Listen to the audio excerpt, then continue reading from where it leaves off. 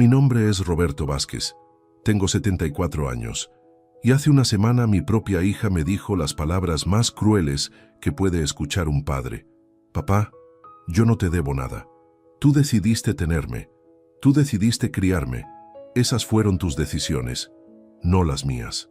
Estas palabras vinieron de la misma mujer para quien trabajé 3 empleos durante 20 años, a quien le pagué universidad privada, casa, auto, boda de ensueño, y a quien le di cada peso que gané durante 4 décadas.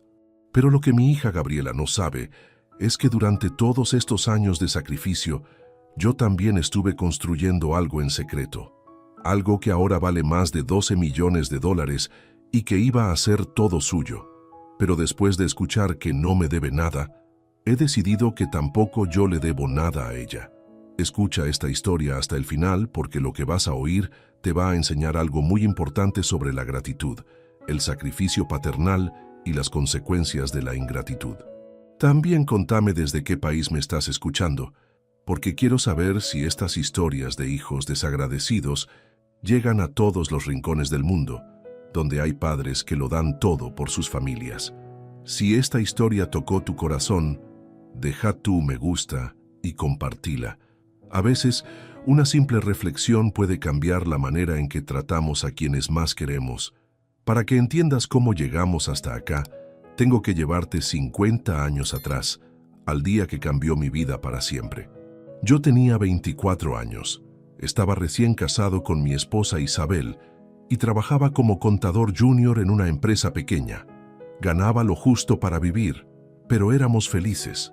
Teníamos planes sencillos: ahorrar para comprar una casita, tener hijos cuando estuviéramos más estables económicamente, construir una familia tranquila de clase media. Todo cambió cuando Isabel quedó embarazada inesperadamente a los 6 meses de casados. No era parte del plan, pero cuando vimos la primera ecografía de Gabriela, supimos que haríamos cualquier cosa por darle la mejor vida posible. Roberto, me dijo Isabel con lágrimas en los ojos, esta bebé va a tener todo lo que nosotros no tuvimos. Isabel venía de una familia muy pobre. Sus padres eran trabajadores rurales que apenas habían terminado la escuela primaria. Yo venía de una familia de clase media baja. Mi padre era empleado público y mi madre ama de casa, pero siempre con el dinero contado. Los dos habíamos crecido con limitaciones, con ganas de cosas que no podíamos tener, con sueños que parecían inalcanzables. Cuando nació Gabriela, era la bebé más hermosa del mundo, perfecta, sana, con unos ojos grandes que parecían entender todo. Desde el primer día, Isabel y yo supimos que esta niña iba a ser nuestra prioridad absoluta. Todo lo que hiciéramos, todo lo que trabajáramos, todo lo que ahorraremos, sería para darle oportunidades que nosotros nunca habíamos tenido. Mi sueldo de contador junior no alcanzaba para mantener a una familia de 3 personas con el nivel de vida que queríamos darle a Gabriela. Así que tomé la primera decisión importante de mi vida como padre. Conseguí un segundo trabajo. Por las tardes, después de salir de la oficina, trabajaba como profesor particular de matemáticas para estudiantes de secundaria. Los primeros años fueron agotadores. Me levantaba a las 6 de la mañana, trabajaba en la oficina hasta las 5 de la tarde, llegaba a casa a almorzar con Isabel y Gabriela y después salía a dar clases particulares hasta las 10 de la noche. Los fines de semana también daba clases y los domingos por la tarde hacía trabajos de contabilidad para pequeños comerciantes del barrio. Isabel se encargaba de Gabriela durante el día, pero por las noches, cuando yo llegaba cansado del trabajo, todavía tenía energía para bañarla, darle la mamadera, contarle cuentos, cantarle canciones de cuna. No me quería perder ningún momento de su crecimiento. Cada sonrisa, cada palabra nueva, cada paso era un tesoro que valía todo el cansancio del mundo. Cuando Gabriela cumplió 3 años, tomamos la decisión de inscribirla en el mejor jardín de infantes de la ciudad. Era caro, costaba el equivalente a la mitad de mi sueldo principal, pero queríamos que desde pequeña tuviera la mejor educación posible. Para poder pagarlo conseguí un tercer trabajo. Los sábados por la mañana hacía la contabilidad de un pequeño supermercado. 3 trabajos. Trabajaba 7 días a la semana, entre 70 y 80 horas semanales, para que Gabriela pudiera ir al mejor jardín, tener la mejor ropa, los mejores juguetes, las mejores oportunidades. Isabel me decía, Roberto, te estás matando trabajando. Gabriela puede ir a un jardín más barato. No, le respondía, nuestra hija va a tener lo mejor de todo. Los otros padres del jardín de Gabriela eran médicos, abogados, empresarios. Cuando había reuniones de padres, yo llegaba directo del trabajo con mi traje de oficina arrugado, cansado pero orgulloso de poder estar ahí. Las maestras siempre elogiaban a Gabriela. Era inteligente, sociable, creativa, destacaba entre sus compañeros. Señor Vázquez, me decía la directora del jardín, Gabriela tiene un potencial excepcional. Ustedes deberían considerar inscribirla en el Colegio San Patricio para la primaria. Es el mejor colegio de la ciudad. El Colegio San Patricio era donde iban los hijos de las familias más acomodadas. La cuota mensual era 3 veces lo que pagábamos en el jardín. Esa noche, Isabel y yo nos quedamos despiertos hasta las 2 de la mañana haciendo cálculos. Con mis 3 trabajos actuales no alcanzaba para pagar el Colegio San Patricio. Necesitaba ganar más dinero. Fue entonces cuando tomé la decisión más arriesgada de mi vida. Renuncié a mi trabajo estable de contador para abrir mi propio estudio contable. «Roberto, ¿te volviste loco?», me dijo Isabel. «Dejas un trabajo seguro por un emprendimiento incierto». «Isabel», le respondí, «si quiero darle a Gabriela la educación que se merece, tengo que arriesgar. Los empleados nunca se hacen ricos, solo los que arriesgan pueden crecer». Los primeros meses con el estudio contable fueron terribles. Apenas tenía algunos clientes pequeños, ganaba menos que en mi trabajo anterior y encima tenía que pagar alquiler de oficina, impuestos, seguros. Pero seguí dando clases particulares por las tardes y trabajando para pequeños comerciantes los fines de semana. El dinero alcanzaba justo para vivir y pagar el colegio de Gabriela. Durante esos primeros años difíciles, nunca le hice sentir a Gabriela que teníamos problemas económicos. Cuando sus compañeros del colegio hablaban de sus viajes familiares, de sus casas con piscina, de sus autos importados, Gabriela nunca se sintió menos que ellos. Tenía la misma ropa de marca, los mismos útiles escolares, las mismas oportunidades. «Papá», me preguntó Gabriela un día cuando tenía 8 años, «¿por qué trabajas tanto? Los papás de mis amigas llegan temprano a casa. Trabajo mucho porque quiero darte todo lo que necesitas para ser feliz, mi amor. ¿Pero vos sos feliz trabajando tanto? Soy feliz cuando veo que vos tenés todo lo que querés». Cuando Gabriela tenía 10 años, mi estudio contable finalmente empezó a prosperar. Había conseguido algunos clientes importantes, empresas medianas que necesitaban servicios contables complejos. Ya no necesitaba dar clases particulares por las tardes, podía concentrarme en hacer crecer mi negocio. Pero el éxito del estudio trajo una nueva responsabilidad. Isabel se enfermó. Le diagnosticaron una enfermedad autoinmune que requería tratamientos caros y constantes. Los remedios, las consultas médicas, los estudios, todo costaba una fortuna. La obra social cubría solo una parte mínima. Fue entonces cuando tomé una decisión que cambió todo. Hipotequé nuestra casa para pagar el tratamiento de Isabel y al mismo tiempo para invertir en hacer crecer el estudio contable. Era un riesgo enorme, pero necesitaba más capital para contratar empleados, comprar mejor tecnología, conseguir clientes más grandes. «Roberto», me dijo Isabel cuando le conté que había hipotecado la casa, «¿y si sale mal? ¿Y si perdemos todo?» «No va a salir mal», le respondí. «Voy a trabajar el doble de duro para asegurarme de que salgamos adelante». Y cumplí mi promesa. Durante los siguientes 5 años, trabajé como un obseso. Llegaba al estudio a las 7 de la mañana y me iba a las 11 de la noche. Los sábados trabajaba a mediodía y los domingos por la mañana revisaba los trabajos de la semana.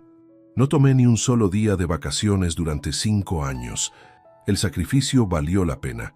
Mi estudio se convirtió en uno de los más prestigiosos de la ciudad. Teníamos 15 empleados, contratos con empresas importantes, y yo había logrado posicionarme como uno de los contadores más respetados de la región. Los ingresos crecieron exponencialmente. Gabriela, mientras tanto, destacaba en todo. Era la mejor alumna de su clase. Participaba en competencias de matemáticas y ciencias. Hablaba inglés perfectamente. Tocaba piano. practicaba tenis. Todo lo que una niña de familia acomodada puede hacer, Gabriela lo hacía, y lo hacía mejor que la mayoría. Señor Vázquez, me dijo la directora del colegio cuando Gabriela tenía 14 años, su hija tiene el potencial para estudiar en cualquier universidad del mundo. Debería considerar enviarla a estudiar al extranjero cuando termine la secundaria. Universidad en el extranjero. Eso significaba gastos de cientos de miles de dólares. Pero si eso era lo mejor para Gabriela, yo iba a encontrar la manera de pagarlo. Durante los años de la secundaria, Gabriela se volvió cada vez más consciente de nuestro nivel económico. Ya no éramos la familia que luchaba para llegar a fin de mes. Ahora teníamos una casa grande, 2 autos, empleada doméstica, vacaciones en el extranjero. Gabriela asumió que siempre habíamos vivido así. Papá, me decía, ¿por qué no compramos una casa más grande? La casa de Martina tiene piscina. ¿Por qué no cambiamos el auto por uno más nuevo? ¿Por qué no contratamos una empleada que viva en casa como tienen mis amigas? Yo le daba todo lo que pedía, pero nunca le expliqué el sacrificio que había detrás de cada cosa. No quería que se sintiera culpable por nuestros gastos. Quería que creciera sintiéndose segura, amada, protegida, sin preocupaciones económicas. Cuando Gabriela terminó la secundaria con honores, había sido aceptada en 3 universidades prestigiosas, 2 en Estados Unidos y 1 en Inglaterra. Eligió estudiar Administración de Empresas en Boston, una de las universidades más caras del mundo. La cuenta era aterradora, $60,000 anuales entre matrícula, alojamiento, comida y gastos personales. Durante 4 años necesitaría $240,000. Era más dinero del que muchas familias ven en toda su vida. Roberto, me dijo Isabel, ¿estás seguro de que podemos pagar todo eso? Vamos a poder, le respondí. Voy a vender algunos activos del estudio, voy a conseguir créditos, voy a hacer lo que sea necesario. El día que llevé a Gabriela al aeropuerto para que viajara a Boston, tenía sentimientos encontrados. Por un lado, estaba orgullosísimo de que mi hija fuera a estudiar en una de las mejores universidades del mundo. Por otro lado, sabía que los próximos 4 años iban a ser los más difíciles económicamente desde que había empezado el estudio. Para pagar la universidad de Gabriela, tuve que vender el 40% de mi estudio contable a un socio inversor. Fue doloroso desprenderse de parte del negocio que había construido con tanto esfuerzo, pero era la única manera de conseguir el capital que necesitaba inmediatamente. Durante los 4 años que Gabriela estuvo en Boston, le transferí religiosamente $5,000 mensuales para cubrir todos sus gastos. Nunca le faltó nada. Tenía el mejor dormitorio del campus, comía en los mejores restaurantes, viajaba por Estados Unidos durante las vacaciones, compraba ropa en las tiendas más exclusivas. Papá, me llamaba desde Boston, necesito dinero extra este mes. Mis amigas y yo vamos a pasar las vacaciones de primavera en Miami. ¿Cuánto necesitas, mi amor? Unos $3,000. Sin preguntar más detalles, le transfería el dinero inmediatamente. Durante esos 4 años, Isabel y yo redujimos nuestro nivel de vida significativamente. Vendimos uno de los autos, despedimos a la empleada doméstica, cancelamos las vacaciones anuales. Todo el dinero disponible iba para Gabriela, pero nunca se lo dijimos. No queríamos que se preocupara por nuestros sacrificios. Cuando Gabriela se graduó en 2010, la crisis económica mundial había golpeado fuerte a mi estudio contable. Varios clientes importantes quebraron, otros redujeron sus servicios, los ingresos cayeron 50%. Pero igual viajé a Boston para estar presente en su graduación. Ver a Gabriela recibir su diploma, magna cum laude, fue uno de los momentos más orgullosos de mi vida. Había valido la pena cada sacrificio, cada hora extra de trabajo, cada peso gastado. Mi hija era una profesional exitosa, educada en la mejor universidad del mundo. Papá, me dijo Gabriela después de la ceremonia, gracias por darme esta oportunidad. Sé que no fue fácil pagar todo esto. Era la primera vez en años que reconocía el esfuerzo económico que habíamos hecho por ella. Cuando Gabriela volvió del extranjero, consiguió trabajo inmediatamente en una consultora multinacional. Su sueldo inicial era 3 veces mayor al promedio nacional, y tenía excelentes perspectivas de crecimiento. Parecía que todo el sacrificio había valido la pena, pero algo había cambiado en Gabriela durante sus años en el extranjero. Ya no era la niña agradecida que había crecido en nuestra casa. Ahora era una mujer ambiciosa, independiente, que veía el mundo de manera muy diferente a como lo habíamos criado Isabel y yo. Papá me dijo un día, creo que es hora de que ustedes mejoren su nivel de vida. Con lo que gano ahora puedo ayudarlos económicamente. No necesitamos tu ayuda, mi amor. Podemos mantenernos solos. Pero papá, ustedes se sacrificaron mucho por mí. Ahora me toca a mí retribuir. Durante los primeros meses, Gabriela insistió en ayudarnos económicamente. Nos regaló electrodomésticos nuevos, pagó algunas reparaciones de la casa, nos llevó a cenar a restaurantes caros. Pero de a poco, sus visitas se volvieron menos frecuentes, sus llamadas más espaciadas. Estoy muy ocupada con el trabajo, nos decía cuando le preguntábamos por qué no venía tanto a casa. Tengo muchos proyectos, muchas responsabilidades. Entendíamos que una carrera profesional demandaba tiempo y dedicación, pero extrañábamos a nuestra hija. En 2012, 2 años después de graduarse, Gabriela conoció a Sebastián, un abogado corporativo que trabajaba para empresas multinacionales. Era un hombre exitoso, de buena familia, con ambiciones similares a las de Gabriela. Se pusieron de novios y al año decidieron vivir juntos. «Papá», me dijo Gabriela cuando nos contó que se iba a vivir con Sebastián, «encontré un departamento hermoso en el mejor barrio de la ciudad. Es caro, pero entre los dos podemos pagarlo». El departamento costaba más en un mes de lo que nosotros gastábamos en 3 meses, pero Gabriela ya estaba acostumbrada a un nivel de vida alto. Las visitas a casa se redujeron aún más. Gabriela y Sebastián tenían una vida social muy activa, cenas de trabajo, eventos corporativos, viajes de fin de semana. Cuando venían a visitarnos, era evidente que se sentían incómodos en nuestra casa modesta, con nuestros muebles simples, con nuestro estilo de vida sencillo. «Papá», me dijo Gabriela durante una de sus visitas, «¿por qué no renuevan la casa? Podrían modernizar la cocina, cambiar los muebles, hacer que sea más cómoda». «Estamos cómodos así, mi amor, pero papá, ustedes pueden permitirse vivir mejor». No entendía que habíamos reducido nuestro nivel de vida para poder pagarle sus estudios en el extranjero y que recién ahora estábamos empezando a recuperarnos económicamente. En 2014, Gabriela y Sebastián decidieron casarse. La boda que querían era de ensueño. 200 invitados, salón exclusivo, catering de lujo, luna de miel en Europa. El presupuesto total era de $80,000. «Papá», me dijo Gabriela cuando empezamos a planificar la boda, «sé que es mucho dinero, pero es el día más importante de mi vida. Quiero que sea perfecto». «Va a ser perfecto, mi amor. No te preocupes por el dinero». Para pagar la boda de Gabriela, tuve que tomar otra decisión financiera difícil. Vendí el 30% adicional de mi estudio contable. Ahora era socio minoritario en la empresa que había fundado, pero era la única manera de conseguir el dinero que necesitaba inmediatamente. La boda fue exactamente como Gabriela la había soñado. Perfecta, elegante, llena de detalles hermosos. Cuando la vi caminar hacia el altar con su vestido de diseñador, pensé que todo el sacrificio había valido la pena. Mi hija estaba radiante, feliz, comenzando una nueva etapa de su vida. Durante la recepción, Sebastián se acercó a mí. «Don Roberto», me dijo, «muchas gracias por hacer posible esta boda. Sé que no fue fácil económicamente».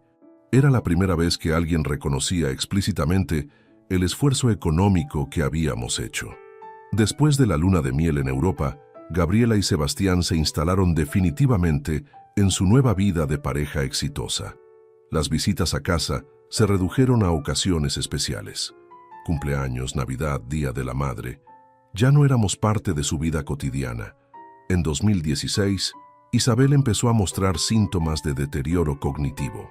Al principio pensamos que era estrés, cansancio, pero los médicos confirmaron que era el comienzo de Alzheimer. La enfermedad que más temíamos había llegado a nuestras vidas. Los primeros síntomas eran sutiles. Se olvidaba de nombres, repetía las mismas preguntas, se confundía con fechas, pero de a poco fue empeorando. Necesitaba supervisión constante. medicamentos caros, cuidados especializados. Llamé a Gabriela para contarle sobre el diagnóstico de su madre. Papá, qué terrible noticia. ¿Hay algo que pueda hacer para ayudar? Por ahora no, mi amor, pero tal vez más adelante necesitemos apoyo. Por supuesto, papá. Ustedes saben que pueden contar conmigo. Pero cuando realmente necesité ayuda, Gabriela siempre tenía excusas. Papá, me encantaría ayudarte con mamá, pero tengo un proyecto muy importante en el trabajo. Papá, Sebastián y yo estamos pensando en comprar una casa. Necesitamos concentrarnos en eso. Papá, vamos a empezar a buscar bebé. No es buen momento para cargas adicionales. Durante 3 años me hice cargo de Isabel prácticamente solo. La llevaba a todas las consultas médicas, le daba sus medicamentos, la cuidaba cuando tenía crisis, me levantaba por las noches cuando se desorientaba. Era agotador física y emocionalmente, pero era mi esposa, la madre de mi hija. Gabriela venía a visitar a su madre una vez al mes, por 1 hora. Hola mamá, ¿cómo estás? Isabel ya no la reconocía siempre.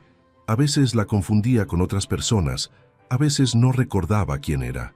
Papá, me dijo Gabriela después de una de esas visitas, es muy duro ver a mamá así. Preferí recordarla como era antes. Prefería recordarla como era antes. En lugar de acompañarla en su enfermedad, Gabriela eligió alejarse porque le resultaba incómodo ver el deterioro de su madre. En 2019, Isabel murió. El Alzheimer se la había llevado de a poco, pero al final había sido una neumonía, lo que terminó con su sufrimiento. Gabriela llegó al hospital 2 horas después de que Isabel había muerto. Perdón, papá. Estaba en una reunión de trabajo y no pude salir antes. El funeral de Isabel fue simple, como ella habría querido. Gabriela y Sebastián vinieron con sus 2 hijos pequeños, gemelos que habían nacido el año anterior. Durante toda la ceremonia, Gabriela estuvo atendiendo llamadas de trabajo, organizando reuniones para la semana siguiente. Papá, me dijo después del funeral, si necesitas algo, llámame.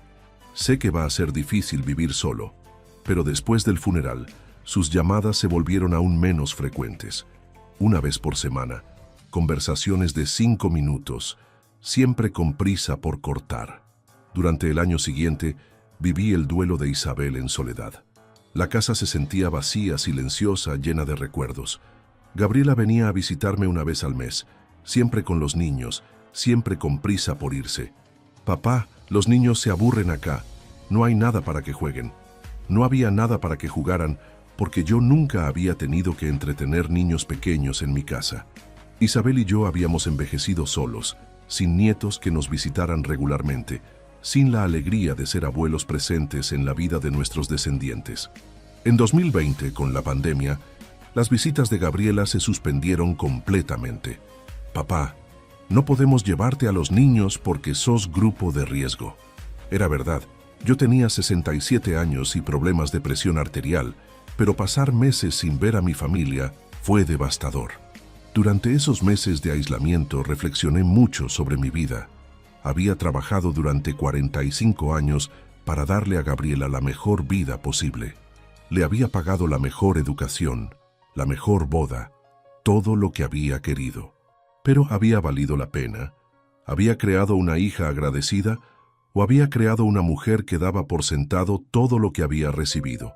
Cuando terminaron las restricciones de la pandemia, Gabriela volvió a visitarme esporádicamente, pero algo había cambiado en su actitud hacia mí. Ya no me veía como su padre, me veía como una responsabilidad, como una obligación social que tenía que cumplir. Papá, me dijo durante una de sus visitas en 2021, ¿no pensaste en mudarte a un lugar más pequeño? Esta casa es muy grande para vos solo. Era la misma casa donde ella había crecido, donde habíamos sido felices como familia, donde Isabel había vivido hasta el final. No quiero mudarme, Gabriela. Acá tengo mis recuerdos, mis cosas, mi vida. Pero papá, sería más práctico. Un apartamento pequeño, menos mantenimiento, menos gastos. Siempre terminaba hablando de dinero, de gastos, de practicidad. En 2022, mi estudio contable fue vendido completamente a mis ex socios. Después de 30 años trabajando para construir ese negocio, finalmente me retiré oficialmente. La venta me dejó una suma considerable de dinero, más de lo que Gabriela imaginaba. Durante todos esos años de sacrificio para pagarle sus estudios y su boda, yo también había estado invirtiendo discretamente en otros negocios. Tenía propiedades de alquiler, acciones en varias empresas, inversiones en el extranjero. Sin hacer ruido, sin alardear, había acumulado un patrimonio de más de 12 millones de dólares. ¿Por qué había guardado en secreto mi situación económica real? Porque quería que Gabriela me valorara por quién era, no por lo que tenía. Quería que me visitara porque me amaba, no porque esperaba heredar dinero. Quería que nuestra relación fuera genuina, no interesada. Pero después de 50 años de sacrificio, después de darle todo lo que había querido, después de financiar su educación y su boda con mis propios recursos, Gabriela me trataba como si fuera una carga, como si sus visitas esporádicas fueran un favor que me hacía. La gota que rebalsó el vaso fue lo que pasó la semana pasada. Gabriela vino a casa con una propuesta que me dejó helado. «Papá», me dijo, «Sebastián y yo estuvimos pensando. ¿No te gustaría venir a vivir con nosotros? ¿A vivir con ustedes?» «Sí, papá. Tenemos una casa grande. Podés tener tu propia habitación. Y así no estás solo. Estás acompañado por tu familia». La propuesta sonaba considerada, pero algo en su tono me hizo sospechar. «¿Por qué querés que vaya a vivir con ustedes, Gabriela?» «Papá, sos una persona mayor que vive sola. Nos preocupamos por vos. Tengo 74 años, pero estoy en perfecta salud. No necesito que me cuiden. Además», continuó Gabriela, «si vendés esta casa, ese dinero se puede invertir mejor. Sebastián conoce oportunidades de inversión que rinden mucho más que tener una casa parada». Ahí estaba la verdad. No se preocupaban por mi bienestar, se preocupaban por liberar el capital que representaba mi casa. «No quiero vender mi casa, Gabriela». «Papá, pero pensá en lo práctico. Si vivís con nosotros, no tenés gastos de mantenimiento, servicios, impuestos. Ese dinero se puede usar mejor. Yo puedo pagar perfectamente el mantenimiento de mi casa». «Sí, papá, pero es dinero que se está desperdiciando. Podrías estar generando renta con esas inversiones». Siempre volvía al dinero. Todo se trataba del dinero. Rechacé la propuesta, pero Gabriela insistió durante toda la visita. «Papá, tenés que ser realista. No podés vivir solo para siempre. ¿Qué pasa si te pasa algo y no hay nadie para ayudarte?» «Gabriela», le dije finalmente, «si estás tan preocupada por mi bienestar, podés venir a visitarme más seguido, podés llamarme más a menudo, podés incluirme más en tu vida. Papá, yo trabajo, tengo familia, tengo responsabilidades, no puedo estar viniendo acá todo el tiempo». «¿Venir acá todo el tiempo?» «Gabriela, vos venís una vez al mes, por 2 horas. Papá, es el tiempo que puedo dedicarte. Mi vida no gira alrededor tuyo». Su respuesta me dolió más de lo que quería admitir. «Gabriela», le dije, «durante 30 años mi vida sí giró alrededor tuyo. Trabajé 3 empleos para pagarte el mejor colegio. Vendí parte de mi empresa para pagarte la universidad en el extranjero. Vendí más parte de mi empresa para pagarte la boda de tus sueños. ¿Te acordás de eso?» «Sí, papá, y te estoy agradecida. Pero esas fueron decisiones tuyas, no mías». «¿Decisiones mías?» «Sí, papá. Vos decidiste tenerme, vos decidiste criarme, vos decidiste pagarme esos estudios. Yo no te pedí que hicieras todo eso». Sus palabras me golpearon como una bofetada. «¿Estás diciendo que no me debes nada por todo lo que hice por vos?» «Papá, yo no te debo nada. Los padres tienen la obligación de criar a sus hijos, de darles educación, de prepararlos para la vida. Eso no es un favor, es una responsabilidad». «¿Una responsabilidad?» «Gabriela, yo no tenía la responsabilidad de pagarte una universidad de $60,000 anuales. No tenía la responsabilidad de pagarte una boda de $80,000. Esas fueron decisiones que tomé porque te amaba. Y yo las agradezco, papá, pero eso no significa que ahora tenga que dedicar mi vida a cuidarte. No te estoy pidiendo que dediques tu vida a cuidarme. Te estoy pidiendo que me trates con el respeto que merece tu padre. Yo te respeto, papá, pero también tengo derecho a vivir mi propia vida. Y yo no tengo derecho a esperar algo de gratitud de la hija por la que sacrifiqué mi vida entera. Papá, nadie te pidió que sacrificaras tu vida. Esa fue tu decisión». «¿Mi decisión?» «Gabriela, todo lo que hice fue por amor, por darte la mejor vida posible. Y te lo agradezco, papá, pero eso no me convierte en tu deudora para toda la vida. Deudora. Mi propia hija consideraba que la gratitud filial era una deuda que no quería pagar. Gabriela, le dije tratando de mantener la calma, no te estoy pidiendo que seas mi deudora, te estoy pidiendo que seas mi hija. Soy tu hija, papá, pero también soy una persona independiente con mi propia familia y mis propias responsabilidades. ¿Y yo no soy parte de esa familia? Sos mi padre, pero mi familia nuclear son Sebastián y mis hijos. Vos sos familia extendida. Familia extendida. Después de 50 años de sacrificio, yo era familia extendida. La conversación siguió durante 2 horas más. Gabriela tenía una respuesta para todo, una justificación para cada falta de consideración, una explicación para cada falta de gratitud. Según su lógica, ella no me debía nada porque yo había elegido ser su padre. Yo había elegido darle todo lo que le di. Esa noche, después de que se fuera, me quedé despierto hasta el amanecer pensando en todo lo que había pasado. ¿Había criado mal a Gabriela? ¿Había sido demasiado generoso? ¿Había creado una hija que daba por sentado todo lo que recibía? Durante los días siguientes, analicé nuestra relación con una claridad que no había tenido antes. Gabriela me veía exactamente como ella había dicho, como alguien que había tomado decisiones por cuenta propia y que ahora no tenía derecho a esperar nada a cambio. Si ella no me debía nada, entonces yo tampoco le debía nada. Si todo lo que había hecho por ella durante 50 años había sido mi decisión, entonces también era mi decisión cambiar mi testamento. Ayer llamé a mi abogado y modifiqué completamente mi testamento. Gabriela, que iba a heredar los 12 millones de dólares que había acumulado durante una vida de trabajo, ahora va a heredar exactamente $100,000. Una suma que le permita pagar los estudios universitarios de sus hijos, nada más. Los otros 9 millones van a ir a una fundación que financia educación universitaria para jóvenes de familias pobres, jóvenes que sí van a valorar las oportunidades que reciban, que sí van a estar agradecidos por la ayuda que les den. También decidí vender mi casa y mudarme a un apartamento en el centro de la ciudad. No porque Gabriela me lo haya sugerido, sino porque quiero empezar una nueva etapa de mi vida. Una etapa donde no esté esperando llamadas que no llegan, visitas que no vienen, gratitud que no existe. Con el dinero de la venta de la casa, voy a viajar por el mundo. Todos esos viajes que pospuse para ahorrar dinero para Gabriela, todas esas experiencias que me negué para poder darle a ella lo que quería, ahora voy a vivir para mí. Le voy a mandar una carta a Gabriela explicándole todas las decisiones que tomé después de nuestra conversación. Le voy a explicar que si ella no me debe nada, yo tampoco le debo nada.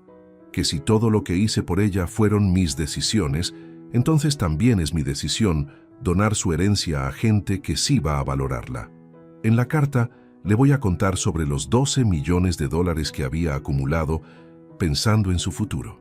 Le voy a explicar que durante todos estos años de aparente modestia económica, yo había estado construyendo un patrimonio que iba a asegurar su bienestar y el de sus hijos para siempre.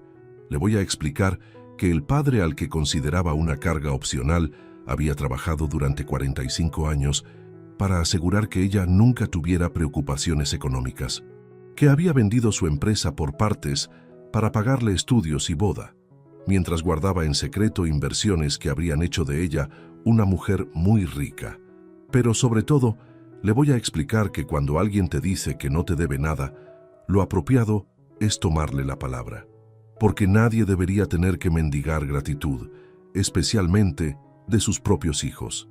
Esta mañana firmé todos los documentos legales. El cambio de testamento es irreversible. La fundación educativa ya está establecida y financiada. En 6 meses, cuando termine de vender la casa y organizar todos mis asuntos, voy a enviarle la carta a Gabriela. Para entonces ya voy a estar viviendo en mi apartamento nuevo, comenzando mi nueva vida de hombre libre de expectativas familiares. Ya no voy a esperar llamadas que no llegan. Ya no voy a planificar actividades pensando en visitas que pueden no venir. Ya no voy a sentirme decepcionado por la falta de consideración. ¿Es duro tomar esta decisión a los 74 años? Sí, es duro. Pero es más duro seguir mendigando amor y respeto de alguien que considera que no te debe nada. Es más duro vivir con la esperanza de que algún día va a valorar todo lo que hiciste por ella. Durante estos meses de reflexión, también me di cuenta de algo importante. Yo contribuí a crear esta situación. Le di todo tan fácilmente, tan constantemente, que ella nunca aprendió a valorar el esfuerzo que había detrás de cada regalo, de cada oportunidad, de cada sacrificio. Nunca le dije no a nada. Nunca le expliqué cuánto me costaba pagar sus estudios. Nunca le hice sentir que tenía que ganar las cosas que recibía. Le enseñé sin querer que todo le llegaba por derecho natural, no por el amor y el sacrificio de sus padres. Pero los errores del pasado no justifican la ingratitud del presente.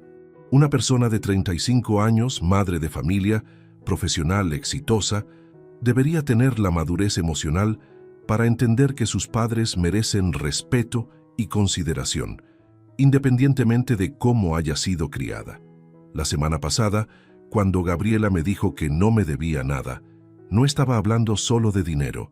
Estaba diciendo que no me debía tiempo, atención, cariño, respeto.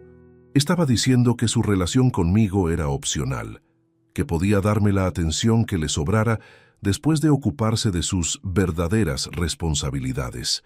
Ayer por la tarde caminé por el centro de la ciudad y vi a un hombre mayor sentado en una plaza alimentando palomas. Me acerqué y conversamos durante una hora. Me contó que sus hijos viven en el extranjero, que los ve una vez por año, que está solo, pero en paz. ¿No se siente triste por la soledad?, le pregunté. «Jaijo», me respondió, «es mejor estar solo por elección que acompañado por obligación.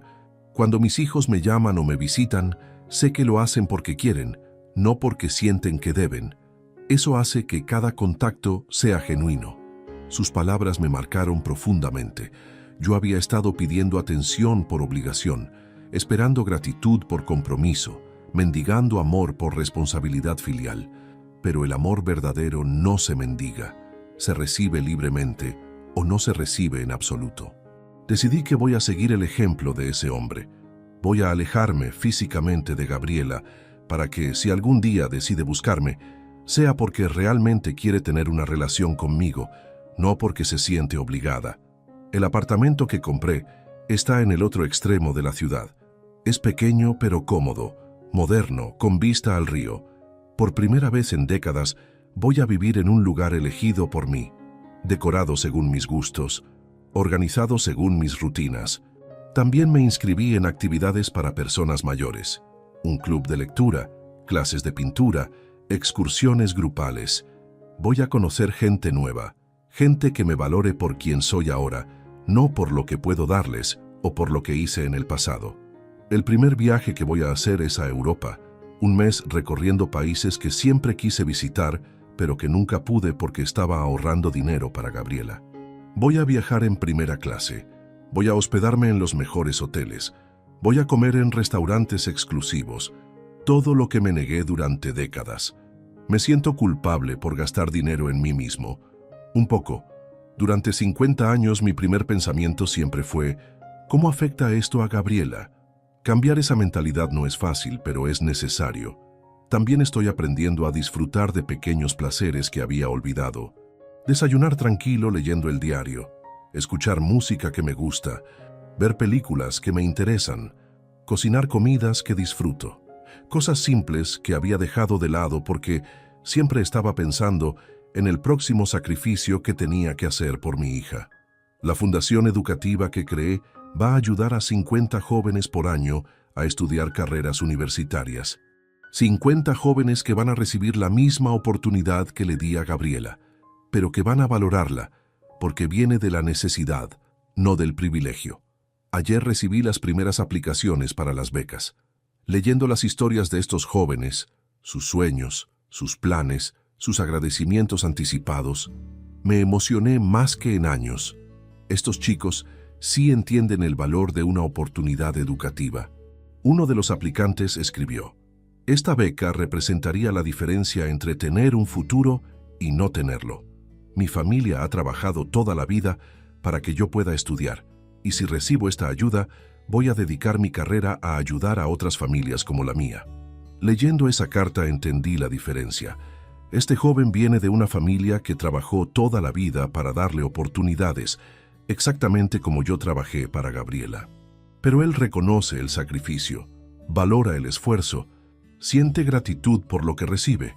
Gabriela, en cambio, creció sintiéndose merecedora de todo lo que recibía. Nunca tuvo que luchar por nada, nunca tuvo que valorar las oportunidades porque siempre tuvo la certeza de que estarían disponibles. ¿Fue mi culpa criarla así? Parcialmente sí. Quise darle una vida sin carencias, sin preocupaciones, sin la ansiedad económica que había marcado mi propia infancia. Pero al protegerla de todas las dificultades, también la privé de aprender el valor del esfuerzo y la gratitud. Sin embargo, muchos padres cometen el mismo error y sus hijos crecen siendo agradecidos. La ingratitud de Gabriela no es solo resultado de mi crianza, es también resultado de sus propias decisiones como adulta. A los 35 años, con una carrera exitosa y una familia propia, Gabriela debería tener la madurez para reflexionar sobre todo lo que recibió y sentir algo de gratitud hacia quienes se lo dieron. El hecho de que no lo haga habla más de su carácter que de mi crianza. Esta semana voy a enviar las primeras cartas de aceptación a los becarios de la Fundación. Voy a tener la alegría de cambiar 50 vidas jóvenes, de darles oportunidades que van a valorar y aprovechar. Va a ser mucho más satisfactorio que haber financiado la ingratitud de mi propia hija.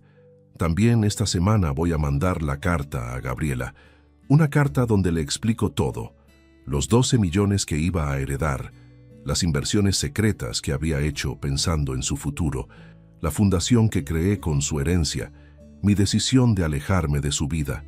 En la carta le voy a explicar que si ella no me debe nada, entonces nuestra relación es transaccional, no emocional. Y en una relación transaccional, cuando una parte deja de recibir beneficios, tiene derecho a retirar su inversión. Le voy a explicar que durante 50 años yo invertí tiempo, dinero, amor y sacrificio en nuestra relación, esperando recibir a cambio cariño, respeto y gratitud. Pero cuando ella me aclaró que no me debe nada, entendí que mi inversión no tenía retorno esperado. Por eso decidí redirigir mi inversión hacia gente que sí va a valorarla. Jóvenes que van a estudiar gracias a mi dinero y que van a estar genuinamente agradecidos por la oportunidad. Personas que van a recordar con cariño al benefactor que cambió sus vidas. ¿Es venganza? No, es consecuencia. Gabriela quería una relación sin obligaciones mutuas, y eso es exactamente lo que va a tener. Yo voy a vivir mi vida sin la obligación de dejarle una herencia, y ella va a vivir su vida sin la obligación de tratarme como su padre. ¿Me duele tomar esta decisión? Por supuesto que me duele. Gabriela es mi única hija, la persona para quien trabajé toda mi vida, el centro de mis preocupaciones durante 5 décadas. Renunciar a la esperanza de tener una relación cercana con ella es como renunciar a una parte de mí mismo, pero también es liberador.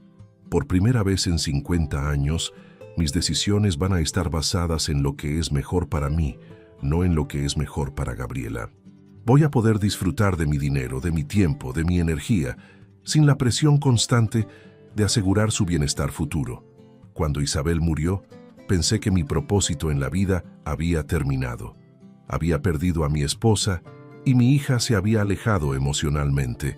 Me sentía solo, inútil, sin razones para seguir luchando. Pero ahora tengo un nuevo propósito: ayudar a jóvenes que sí van a valorar las oportunidades que reciban. La Fundación Educativa va a ser mi legado verdadero. No una hija ingrata que considera que no me debe nada, sino 50 profesionales por año que van a recordar con gratitud al hombre que les dio la oportunidad de estudiar y progresar. A vos que me escuchaste hasta acá, a vos que me acompañaste en esta historia dolorosa de un padre traicionado por la ingratitud de su propia hija, quiero contarte algo muy importante. Si alguien te dice que no te debe nada, aunque sea tu propio hijo, créele y actúa en consecuencia. Durante años justifiqué la falta de gratitud de Gabriela pensando que era normal, que los jóvenes necesitan tiempo para madurar, que algún día iba a valorar todo lo que había hecho por ella. Pero cuando alguien te dice explícitamente que no te debe nada, no hay manera de malinterpretarlo. Gabriela no solo me dijo que no me debía dinero, me dijo que no me debía tiempo, atención, consideración, respeto. Me dijo que todo lo que había hecho por ella había sido mi decisión unilateral y que ella no tenía ninguna responsabilidad de corresponder. Si ella no me debe nada, entonces yo tampoco le debo nada. Si mis 50 años de sacrificio fueron solo mis decisiones, entonces también son mis decisiones donar su herencia y alejarme de su vida, porque una relación familiar no puede ser unidireccional. No puede ser solo uno dando y el otro recibiendo. No puede ser solo uno sacrificándose y el otro sintiéndose merecedor. Una familia funciona cuando hay amor, respeto y gratitud mutuos. Gabriela va a aprender que los padres no son bancos que financian sueños sin esperar nada a cambio. Va a aprender que el amor filial no es automático, que se construye con acciones y se mantiene con respeto. Va a aprender que cuando le decís a tu padre que no le debes nada, puede decidir que él tampoco te debe nada. Durante años me pregunté si había sido buen padre para Gabriela. Ahora sé que fui demasiado buen padre. Le di demasiado, la protegí demasiado, la malcrié demasiado. Le enseñé que podía tomar todo sin dar nada a cambio. Pero las lecciones más importantes de la vida se aprenden cuando es demasiado tarde para cambiar las cosas. Gabriela va a aprender el valor de la gratitud cuando ya no tenga nada por lo que estar agradecida. Va a aprender el valor de los padres cuando ya no tenga padre disponible. ¿Estoy siendo muy duro con mi hija? Tal vez. Pero durante 50 años ella fue muy dura conmigo. Durante décadas me trató como si mi amor fuera un derecho adquirido, como si mi sacrificio fuera una obligación natural, como si mi presencia en su vida fuera opcional. Ahora es hora de que aprenda a vivir sin las ventajas de tener un padre millonario. Es hora de que aprenda a construir su propio futuro económico sin depender de una herencia. Es hora de que aprenda que el respeto no es opcional, especialmente hacia las personas que te dieron la vida. La carta para Gabriela está terminada. El sobre está dirigido, el timbre pegado. Mañana la voy a enviar y con esa carta voy a cerrar un capítulo de 50 años de mi vida. El capítulo donde fui padre sacrificado de una hija ingrata. El próximo capítulo va a ser diferente. Voy a ser Roberto Vázquez, de 74 años, millonario, filántropo, viajero, hombre libre de expectativas familiares. Voy a vivir para mí mismo, por primera vez en 5 décadas. Contame desde qué país me estás escuchando y contame si esta historia te hizo reflexionar sobre la gratitud que mostrás hacia las personas que se sacrificaron por vos. Porque al final del día, cuando le decís a alguien que no le debes nada, tenés que estar preparado para las consecuencias de esas palabras. Gabriela va a pasar el resto de su vida sabiendo que por un momento de soberbia, por una frase cruel, perdió una herencia de $12 millones. Va a saber que el padre al que consideraba una obligación opcional era en realidad su única oportunidad de tener seguridad económica generacional.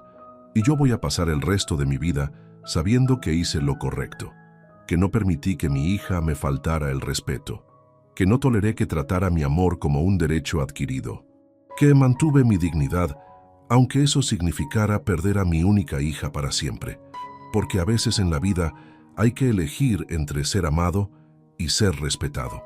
Y cuando no podés tener las dos cosas, siempre es mejor elegir el respeto, incluso si eso significa estar solo, incluso si eso significa romper lazos familiares, incluso si eso significa que tu propia hija nunca va a entender lo que perdió hasta que sea demasiado tarde.